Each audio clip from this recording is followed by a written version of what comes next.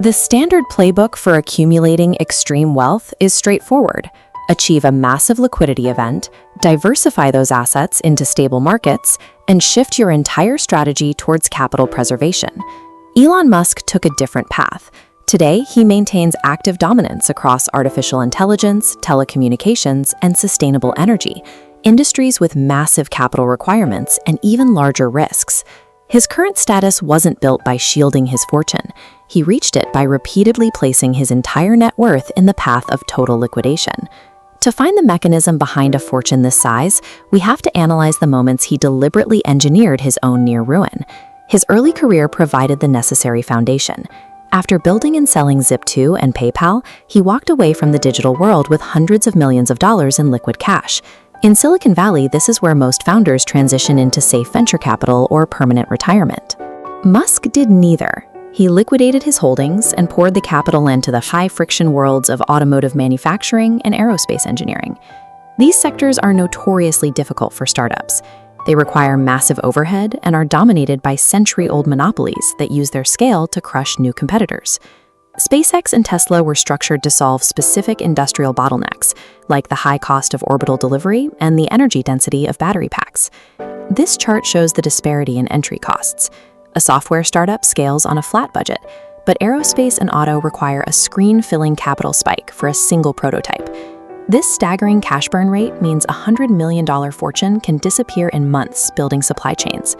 Software exists in a world of pure logic, but hardware is governed by the laws of physics. Every car frame on this line represents a complex web of raw materials and heavy machinery that must work perfectly to avoid bankruptcy. By exiting the safety of the software industry, Musk removed his financial buffers. He created a system where he had no margin for error. At SpaceX, the early years were defined by explosions. 3 consecutive rockets failed, and with them, years of capital were vaporized in seconds. At the same time, Tesla's production stalled. This internal crisis collided with the 2008 global economic collapse, effectively ending the availability of external investment. The math was brutal. He could split his remaining cash, ensure both died, or save only one. This forced him into a state of personal insolvency, borrowing money for basic living expenses while managing billion-dollar industrial failures. Navigating this specific intersection of macroeconomic collapse and internal failure determines whether a vision survives to reach scale or ends as a footnote in a bankruptcy filing. He pushed his remaining funds into a 4th SpaceX launch. It reached orbit, providing the proof of concept NASA needed to award a $1 billion resupply contract. At Tesla, he drove the same strategy. By delivering the first functional roadsters, he showed investors a viable product, providing the justification for the emergency bridge loans that kept the company solvent.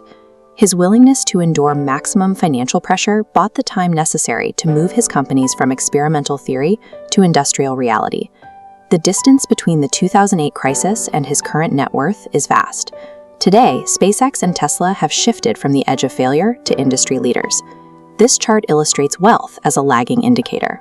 The initial spike represents his extreme risk exposure. Notice how his net worth remains flat during that period before its exponential climb years later. While he is often compared to the titans of the software era, his financial logic is the inverse of the traditional models used to build those fortunes. He reinvests capital directly into solving the next industrial bottleneck, using personal wealth to fund the research and development cycles that established corporations typically avoid. His current valuation is the byproduct of a singular bet that the only way to build a sustainable or multiplanetary future was to accept total financial ruin as a probable outcome. Drop a comment below with your thoughts, hit subscribe, and share this video to make sure you see the next installment.